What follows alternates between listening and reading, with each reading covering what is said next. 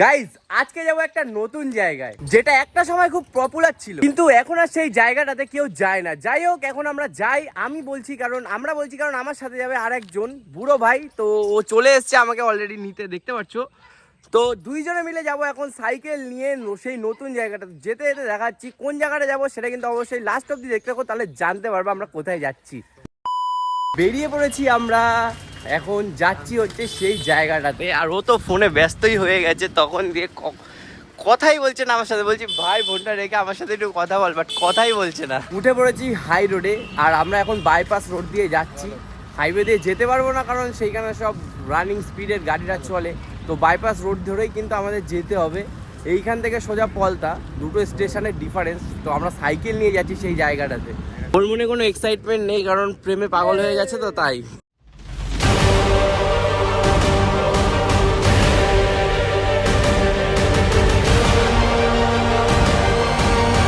প্রায় আধা ঘন্টা ধরে আমরা সাইকেল নিয়ে দুই ভাই মিলে এগিয়েই যাচ্ছি। বাট গন্তব্যস্থান এখনো ধরে রাখো প্রায় আমরা যতটা এসেছি তার থেকে আরও ডবল।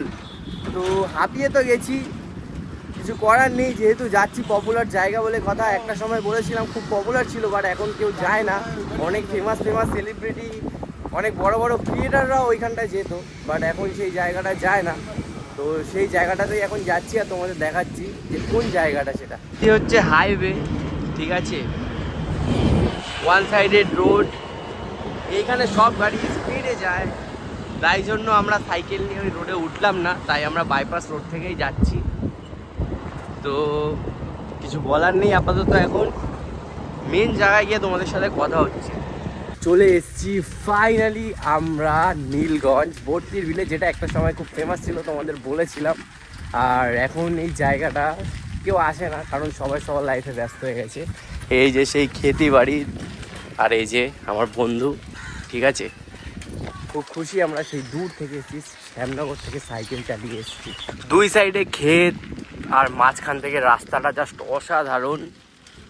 দেখতে পাচ্ছ এই যে সূর্য এইদিকে, খুবই সুন্দর একটা জায়গা গাইস। কি বলবো, এই জায়গাটা বর্ষাকালে প্রচুর ভিড় হয়, হেভি জায়গা।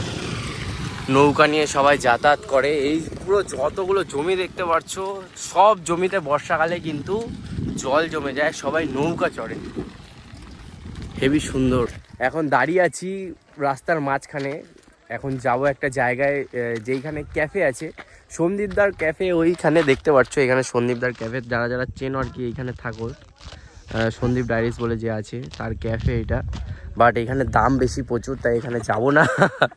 এখানে প্রচুর দাম, তাই আমরা ভাবছি সামনে আরও দুটো ক্যাফে আছে, দেখাচ্ছি জুম করে তোমাদের। এই যে একটা ক্যাফে দেখতে পাচ্ছ, আর এই যে একটা ক্যাফে, এই দুটোর মধ্যে যে কোনো একটা ক্যাফেতে যাব।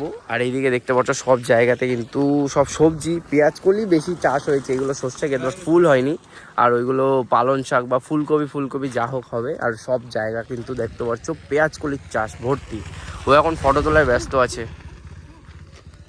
এই ক্ষেতটা দেখো কতটা বড় জায়গা নিয়ে কিন্তু পেঁয়াজ কলির চাষ হয়েছে, পুরো লাইন দিয়ে মিনিমাম কয়েক বিঘা জমি আছে, পুরোটাই কিন্তু পেঁয়াজ কলির চাষ।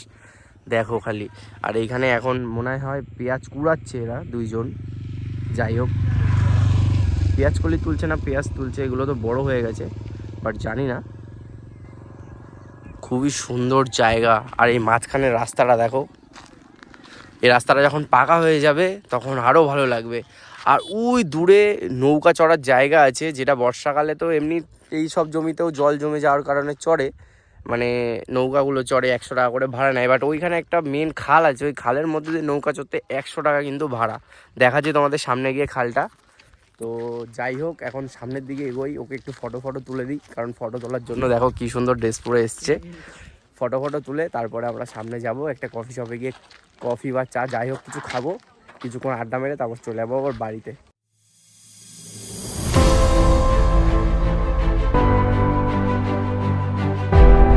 গাই সামনের দিকে যাচ্ছিলাম, যেখানে আমরা নৌকা চড়ি, কিন্তু যাওয়ার পথে এত সুন্দর একটা জায়গা পেলাম। তোমরা দেখো, এই দেখো, এটা হচ্ছে সূর্যমুখী ফুল হয়েছে কিছু কিছু জায়গায়।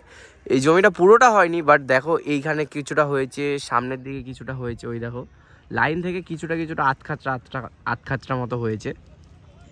বাট দেখতে কিন্তু জাস্ট এটা যদি পুরো গাঢ় হতো না, মানে পুরো জমিটা যদি সূর্যমুখী ফুলের চাষ হতো, দেখতে কিন্তু বেশ দারুণ লাগতো। কুল গাছ, এইটুকুনি একটা গাছে কুল হয়েছে, ছোট্ট ছোট্ট নারকেলি কুল, এগুলো গোল না, নারকেলি কুল দেখতে পাচ্ছ। হেভি লাগছে। কেউ খায় না নাকি এইখানকার মানুষজন? এইখানকার মানুষজন মানে খায় না। এইখানকার মানুষজন যদি খেত তাহলে তো অনেক আগেই শেষ হয়ে যেত। যেমন বলেছিলাম যে এইখানে নৌকা চড়ানো হয়, দেখতে পাচ্ছ এই যে সেই খালটা, এইখানে কিন্তু দেখো নৌকাগুলোর কালারগুলো কি সুন্দর করা। 100 টাকা করে ভাড়া নেয়, বাট এখন সিজন না, তাই নোংরা জমা হয়ে গেছে এগুলো, কচুরিপানা, জল পরিষ্কার নেই যেহেতু কোনো চড়ে না। বাট লাইন দিয়ে দেখো পুরো নৌকাতে কিন্তু নৌকা আছে, দেখতে পাচ্ছ। এটা যখন বর্ষাকাল হবে তখন কিন্তু প্রচুর ভিড় হবে নৌকা চড়ার জন্য। একজন 100 টাকা করে এখানে ক্যাম্প বানিয়েছে। আর এখানে দুটো ক্যাফেও আছে, বাট একটা ক্যাফেতেও যাব না, ওই সামনের ক্যাফেটাতে যাওয়ার ইচ্ছা আছে, কারণ ফাঁকা, দুইজনে যাব, গল্প টল্প করবো।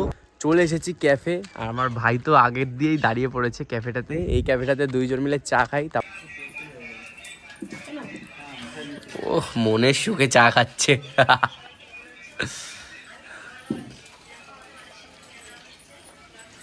অনেকক্ষণ ধাপিয়ে কষ্ট হয়ে গেছে বল।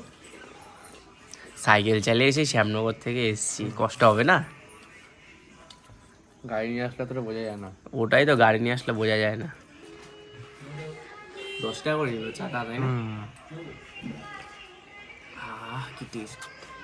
এখন আবার কত দূর যেতে হবে আমাদের? শ্যামনগর। সেই শ্যামনগর যেতে হবে, কিছু করার নাই।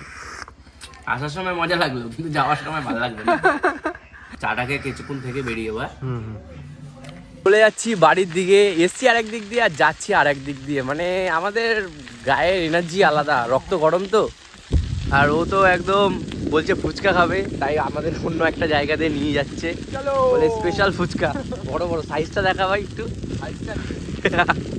এত বড় বড় সাইজের ফুচকা খাবো আমরা এখন।